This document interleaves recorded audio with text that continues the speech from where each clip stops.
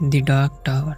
कहानी शुरू होती है एक अनजान जगह को दिखाते हुए, जहां दुनिया भर से स्पेशल बच्चों को कुछ अजीब से लोगों के द्वारा यहाँ एक एक्सपेरिमेंट के लिए लाया गया होता है। इन सब के पीछे एक जादूगर का हाथ होता है जिसका नाम है वोल्टर, काली शक्तियों का राजा। उसका मकसद एक ब्लैक टावर को नष्ट करके काली शक्तियों को इस दुनिया में बुलाना है, और ये तभी मुमकिन है जब किसी बच्चे की मानसिक शक्ति बहुत ज्यादा हो जिससे कि उस टावर को नष्ट किया जा सके।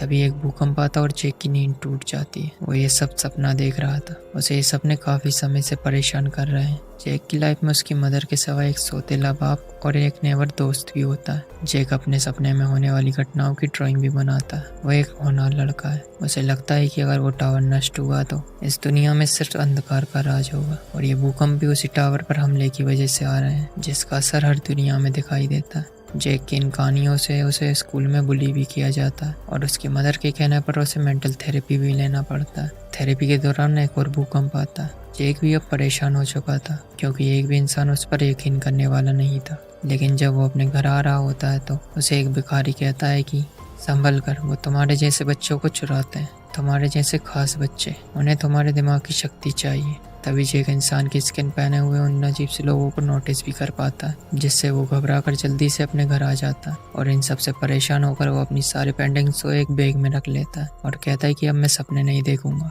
लेकिन सपनों से कोई कैसे बच सकता है। कुछ समय बाद सोते समय जैक अगेन सपने देखता है। वो अपने सपने में एक जंग का मैदान देखता है जिसमें उस दुनिया के सभी बंदूकबाजों को वोल्टर ने मार गिराया था। वोल्टर ने अपनी काली शक्तियों से ये जंग जीत ली थी, लेकिन इस जंग में दो लोग बच चुके थे, रोनाल्ड बंदूकबाज और उसके फादर।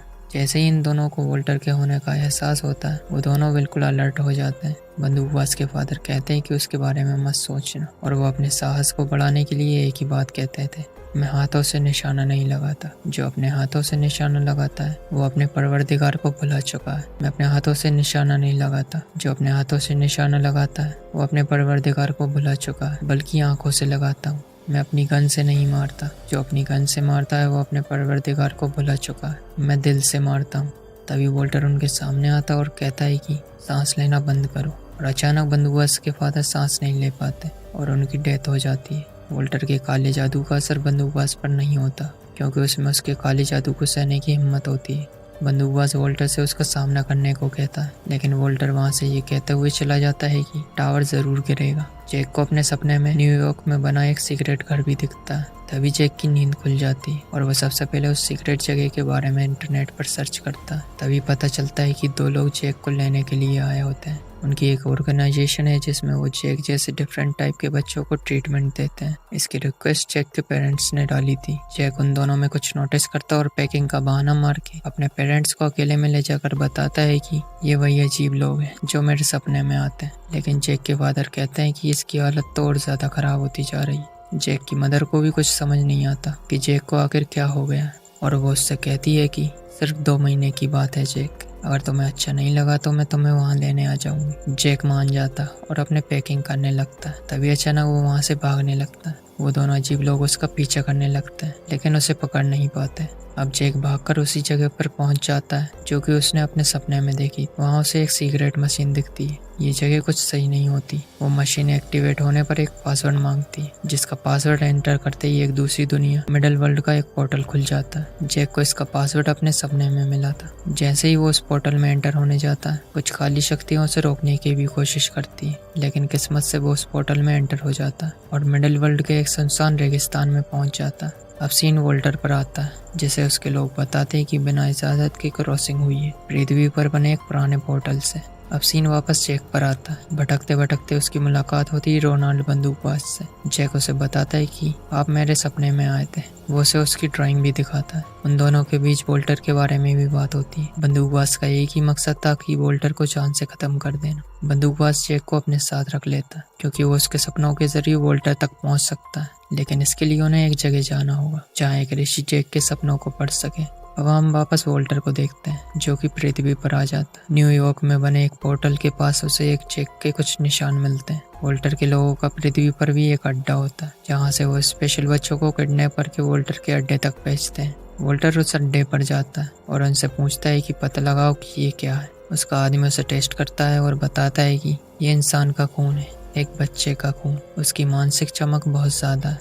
अब वोल्टर अपने उन 2 लोगों के पास जाता है जिन्हें जैक को लाने के ऑर्डर्स मिले थे। वो उनसे जैक का एड्रेस लेने के बाद एक दूसरे को अपने हाथों मरवा देता है। अब सीन वापस बंदूकबाज और जैक पर आता है। बंदूकबाज बताता है कि हमारे जैसे कई दुनिया हैं और डार्क टावर इन सबके बीचों बीच खड़ा है कई सदियों से। उस टावर की शक्ति इस ब्रह्मांड की सुरक्षा करती है। इस ब्रह्मांड के बाहर अनंत अंधेरा है, राक्षसों से भरा। वोल्टर उस टावर को नष्ट करके उन्हें यहाँ लाना चाहता है और फिर वो राक्षसों की इस दुनिया पर राज करेगा। ये दोनों उसी दुनिया में है जहाँ वो टावर है, लेकिन इन्हें वहाँ तक जाने का रास्ता नहीं पता।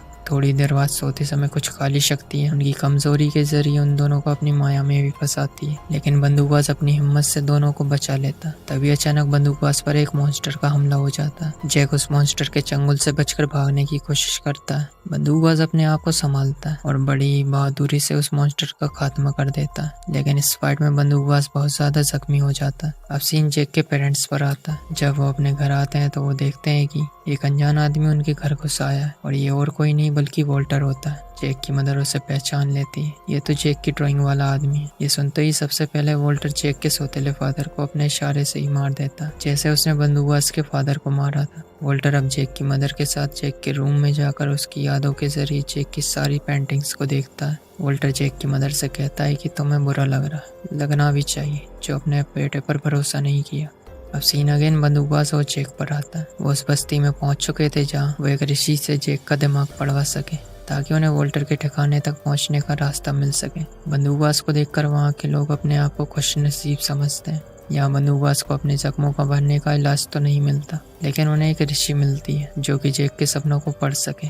जैक के सपनों के जरिए उन्हें पता चलता है कि उन्हें वोल्टर के ठिकाने तक पहुंचने में कम से कम 6 महीने लगेंगे। बंदूकबाज उस ऋषि से कहता है कि तुम हमें वहां तक जल्दी पहुंचा सकती हो अपने सीक्रेट पोर्टल या द्वार से, लेकिन वो चाहकर भी उसकी मदद नहीं कर सकती क्योंकि वोल्टर के ठिकाने तक सिर्फ उनके द्वार से ही पहुंचा जा सकता है और बंदूकबाज को वहां तक पहुंचना है तो उन्हें वोल्टर का एक द्वार ढूंढना होगा। तब जैक को याद आता है कि वोल्टर के लोग मुझे लेने आए थे। इसका मतलब है कि पृथ्वी पर भी वोल्टर के लोगों का एक अड्डा होगा जहां उनके पास भी एक द्वार होगा, लेकिन इसके लिए इन्हें पहले ही न्यूयॉर्क जाना होगा। इस बस्ती के लोग बंदूकबाज के न्यूयॉर्क पहुंचने के लिए अपने द्वार को पावर अप करने का काम चालू कर देते हैं, लेकिन इसमें एक रिस्क होता है। अगर उन्होंने द्वार चालू करने की कोशिश की तो वोल्टर के लोगों को पता चल सकता है, लेकिन वो सब बंदूकबाज को मना भी नहीं कर सकते क्योंकि वो उनकी बहुत ज्यादा रिस्पेक्ट करते हैं। और फिर थोड़ी देर बाद होता भी ऐसा ही है। वोल्टर को पता चल जाता है, जिससे उसके साथ ही इस बस्ती में तहस नहस मचा देते हैं।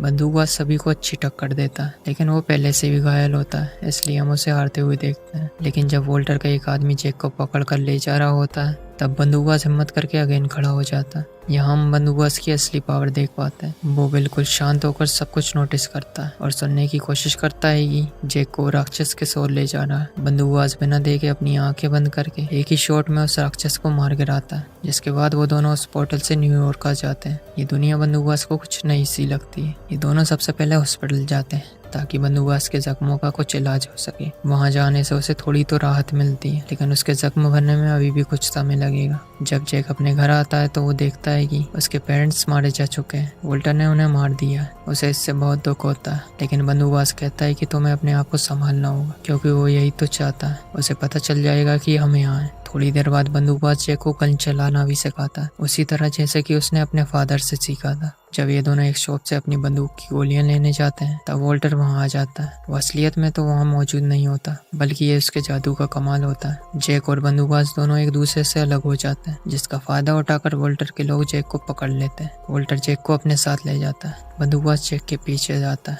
उसके बीच जो भी आता है वो सबकी लाशें बिछा देता है। जैक टेलीपैथी के जरिए बंदूकबाज से बात करने की भी कोशिश करता है और बताता है कि वो मुझे जिंदा ले जा रहा है। वोल्टर जैक की मानसिक शक्ति के द्वारा उस टावर को खत्म करने का काम चालू कर देता है। बंदूकबाज अपने रास्ते से सब कुछ साफ करके उस अड्डे तक पहुंच जाता है। वोल्टर भी उसे रोकने के लिए उसके सामने आता है। फिर शुरू होती है एक जबरदस्त फाइट, लेकिन वोल्टर की शक्तियों के आगे वो कितनी ही देर तक टिक सकता था। थोड़ी ही देर में बंदूकबाज ऑलमोस्ट हार ही गया था, लेकिन तभी जैक टेलीपैथी के जरिए उससे अपने फादर की कई बातों को रिपीट करता है, जिससे कि उसके अंदर वापस वो हिम्मत आ सके। ये इस मूवी का सबसे बेस्ट डायलॉग होता है, मैं अपने हाथों से निशाना नहीं लगाता, जो अपने हाथों से निशाना लगाता है वो अपने परवरदिगार को भुला चुका है। मैं अपनी आंखों से निशाना लगाता हूँ, मैं अपने हाथों से निशाना नहीं लगाता, जो अपने हाथों से निशाना लगाता है वो अपने परवरदिगार को भुला चुका है। मैं अपने दिमाग से निशाना लगाता हूँ, जो अपनी गन से मारता है वो अपने परवरदिगार को भुला चुका है। मैं अपने दिल से मारता हूँ, तभी बंदूकबाज अपनी गन उठाता है और वॉल्टर को चकमा देकर सीधा उसके दिल पर वार करता है